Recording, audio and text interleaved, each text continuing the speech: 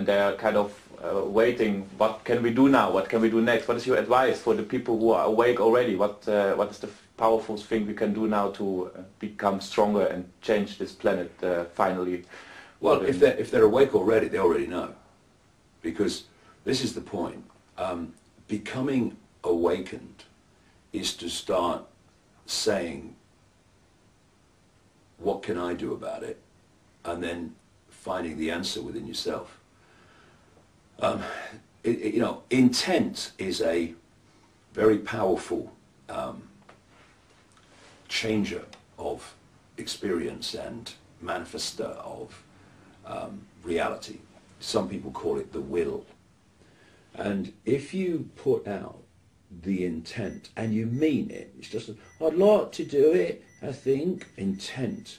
I want to make the contribution to the awakening and the bringing down of this control system, the best one that I can make. And you mean it. And from that moment, you're willing to go with life as it pushes you in different directions to achieve that intent. Then life will put you in the right place to make your contribution, because we all have a unique contribution. If everyone's contribution was standing on a stage or writing books, then lots of other things that need doing wouldn't be being done. We're a tapestry, and so we all got our contribution. So some do it in the public arena, some do it outside the public arena. Either way, it doesn't really matter as long as we're making our unique contribution. But you know, in the widest theme, when you have a network of people, that is a tiny infinitesimal fraction of the target population. I think we've passed 7 billion now, so they say. Then I think I see a way out of this. You can only control a massive population compared with you if a number of things happen. First of all, you have to incessantly centralize decision making, because the more you centralize decision making, the more power the few are having over the lives of the many. So this is why we've got this incessant centralization of power in Europe and in what we call globalization and all this stuff. This is why they want a world government, world central bank, world army, etc. It's because they need to centralize power on a global level to have power from that point in the hands of the few over the whole population.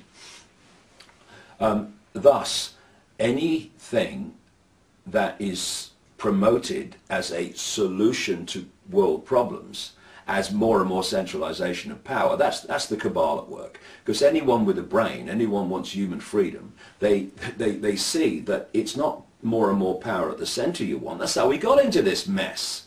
Oh look, the euro's in trouble because of centralization of power. What shall we do? We'll centralize it some more. Yeah, okay, yeah. People buy this crap. We need to pull power from the center. So there's so many points of decision making where people in their own communities actually have a say in what happens in their own communities. I mean, they bloody live there, for goodness sake. And the more you pull decision making away from communities, away from you making decisions away from the people who are subject to those decisions, you have no consequence for your decisions, because you don't have to live with them. These do. The more you diversify and you get decision making from the center, the more the people making decisions are affected by those decisions. You tend to get better decisions. And instead of being some dark suit in bloody Brussels that you never meet and can't get close to, the guy lives in the next street. I mean, okay, what's going on, mate? What are you doing? You know, this is where we need to go, away from the center and not further towards the center. But the other point about all this is that because you're talking about a very, very few compared with the target population, they have to divide and rule the target population, so that we are so fighting with each other that we don't realize that the strings attached to all of us are being held by the same hands. So a key thing, if we want to use this immense power we have of numbers then we need to put these fault lines aside. I don't care. I'm not into religion at all, in any way, shape or form. But if somebody wants to follow a religion, be my guest, so long as you don't impose it on anyone else. That's fine. I have no problem. Do what you like. You're this colour, you're that. It's just a vehicle to experience reality. It doesn't matter what colour it is. Sky blue, bloody pink. I mean, so what? It doesn't matter. It's a vehicle. You know, if you had two spacemen on the moon arguing about the fact that one's superior to the other because he's got a different coloured spacesuit and it was made in a different bloody corporation or something. I mean, you know, you go, Houston, we've got a problem. These two idiots are arguing about this. This is what racism is. Racism is the ultimate ignorance of reality and the nature of, you know, infinite life. So we put down the racist bloody thing. We put down the religious fault line, the racist fault line, the culture fault line, the income bracket fault line. And we realise that this is not a conspiracy to enslave Muslim people or Jewish people or Dutch people, but to enslave all of us. So we've got to start coming together. Because if we don't, we can have a great conversation in our symbolic and literal prison cell when this is all through, they get what they want, and we can sit there for the rest of our lives having arguments in the prison cell about who's got the best religion and which race is superior to another one. You know, we can do it forever, sitting there. I mean, do we want that? No. So let's put the fault lines down now and come together, for goodness sake, into adulthood. It's because we've been children that we got into this mess. And the other thing about coming together and numbers is the system of control can only control the target population, so vast, with the acquiescence of the target population. Thus, we stop cooperating with our own enslavement. You know, I've said this time and time again. Someone comes out of the White House or Downing Street and says, we've had a discussion and this is what's going to happen. If enough of the population say we ain't doing it, they have no power. No, honestly, I said it's going to happen. We ain't doing it. Oh, what do we do now? Nothing we can do, mate. I should go back in the house. Right? Because they can't do it if enough of us won't acquiesce with it. And that's what we need. They're not really frightened about protests. They're not frightened about protests at all, really.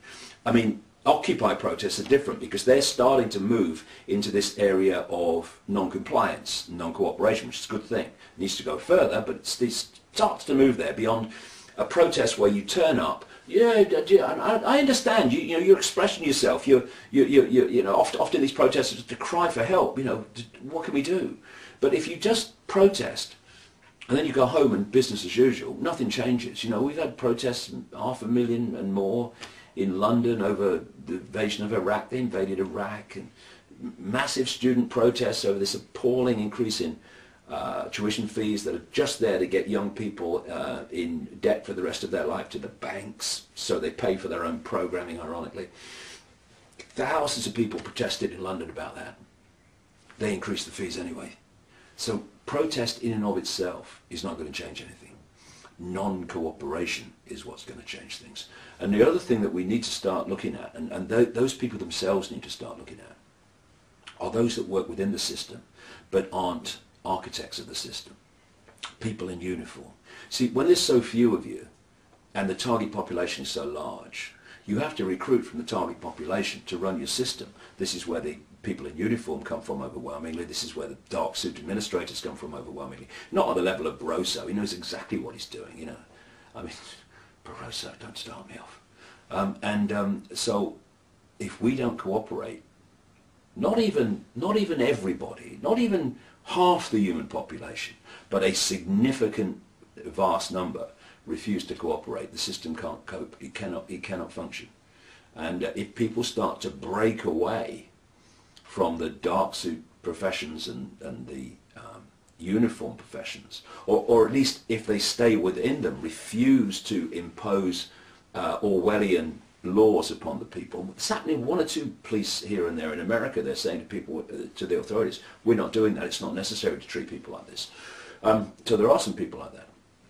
And as they realise, these dark suits and uniforms, that the world they're bringing in, administering and policing into existence, is actually the world, and bloody then some, because where we've got now in the end, it's just where they've got so far, where they want to go, would make George Orwell wince. They need to realise that the world they're enforcing and administering into existence is the one their children and grandchildren are going to live in. And I had a guy contact me through somebody else who said that in 2 years when he retired he was going to tell me everything. He was apparently an insider. And because he just looked his granddaughter in the eyes and realised exactly what I'm telling you now. And he was going to tell me in 2 years because he was going to retire then. Well, no. Tell me now. Stand up now. Because in 2 years we're going to be so much further down the road. And it's going to be more difficult. And there is nothing more important in anyone's life, I don't care what it is, than addressing what I'm talking about. Because if everything comes from this. Not just the freedom and the suppression and the Orwellian nightmare that our children and grandchildren will have to live in. But what people of a reasonable age will have to are living in. Question is, if you're in your 40s and your 50s, or even me coming up to 60, if we live a reasonable life, I intended to go, yeah, too much to do. We are going to live in this thing. We are going to be subject to this suppression beyond anything even we're experiencing now. So if people don't want to look their children and grandchildren in the eye, because I won't be there then, they want to be selfish like that. Well, be selfish and look yourself in the mirror and realise that you're going to be subjected to this if you live another 10 years. We need to come together because if we don't, we'll be divided and ruled into this nightmare situation. Not that the control system won't come down eventually, but the less we do about it, the more traumatic is going to be the world we live in before it comes down, and more traumatic the whole process of it coming down is going to be. We've got a choice. We've got a choice. You see, for me, life in this reality anyway, is about choice, consequence, experience. So we can make a choice to do nothing. Consequence, nightmare, global state. Experience, nightmare, global state. Or we can say, we're not having it. Choice. Consequence, we don't have it. Experience, a nicer world than we have now. It's all about choice and consequence. They talk about truth and consequence, choice and consequence. And self-responsibility. Yeah. Okay, thank you, David. Yeah, nice to meet you. Yeah, pleasure to meet you.